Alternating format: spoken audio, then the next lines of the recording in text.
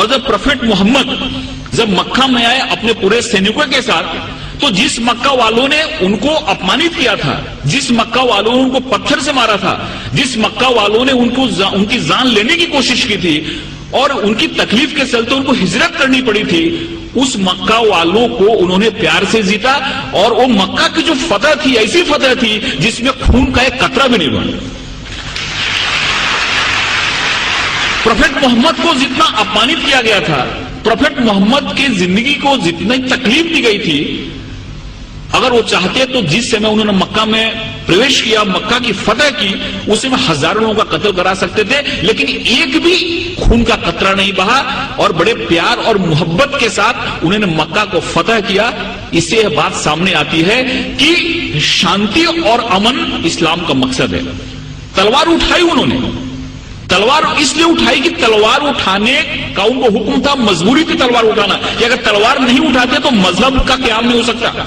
और हर एक जगह गीता में भगवान श्री कृष्ण ने अर्जुन को कहा कि तुम लड़ाई करो, अगर तुम लड़ाई नहीं करोगे तो धर्म की स्थापना नहीं हो पाएगी। अर्जुन वहां से भाग रहा था, अर्जुन ने बोला कि फिर नहीं चला था, क्योंकि मेरे सामने तो हमारे सारे रिलेटिव बैठे हुए हैं। भगवान श्री कृष्ण ने कहा कि यहाँ पे धर्म की स्थापना के लिए तुमको लड़ाई करनी पड़ेगी, तुमको लोगों को मारना पड़ेगा।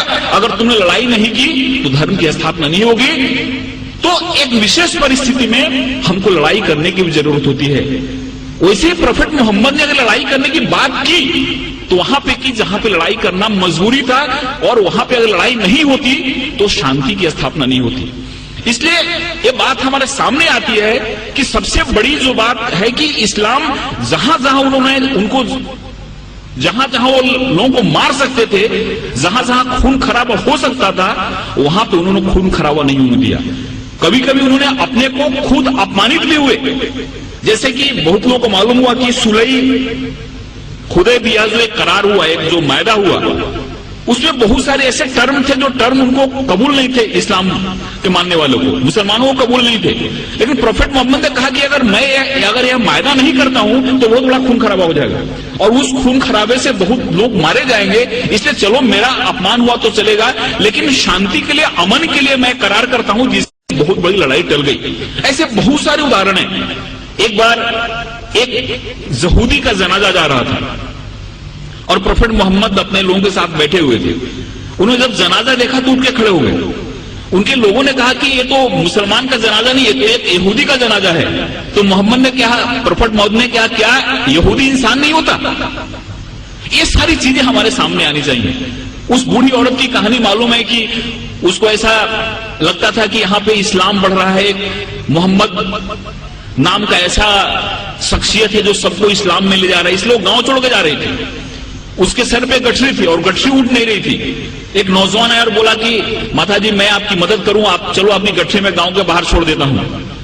औरत ने उनको गठरी दी और वहां से नौजवान उस गठरी को अपने सर पे लिया और गांव के बाहर गया और बोला कि आप ठीक है, आप गठरी लो, जाओ। उस औरत ने पूछा कि कैसा नेक इंसान है जो अपने सर पे मेरी गठरी लेके जा रहा है। उसने पूछा कि तुम्हारा नाम क्या है? इन्होंने कहा कि मुझको मोहम्मद कहते हैं। जिसके डर से भाग रही थी वही इंसान उस औरत की गठरी को अपने सर पे ले जा रहा है और उसको मदद कर रहा है, और उसी दिन औरत इस्लाम में आ गई। जो औरत प्रोफेट मोहम्मद के सर पे हमेशा कचरा फेंका करती थी नमाज के जाते समय, रोज कचरा फेंकती थी उनके सर पे। एक दिन जब उसने कचरा नहीं फेंका तो मोहम्मद जब लौट रहे थे, प्रोफेट मोहम्मद, तो उन्होंने देखा और पूछा कि औरत कहाँ है? लोगों ने कहा कि वो बीमार पड़ी हुई है। वहां पे जाके उन्होंने उसकी तबीयत पूछी। उस औरत को लगा कि जिस इंसान को मैंने इतनी तकलीफ दी, जिसको इतना मैंने अपमानित किया, जिसके सर पे मैंने कचरा फेंका, वो कैसा इंसान है कि मेरी तबीयत बिगड़ने पे मेरा हाल पूछने आ रहा है, और वहां पे इस्लाम उसने कबूल कर लिया।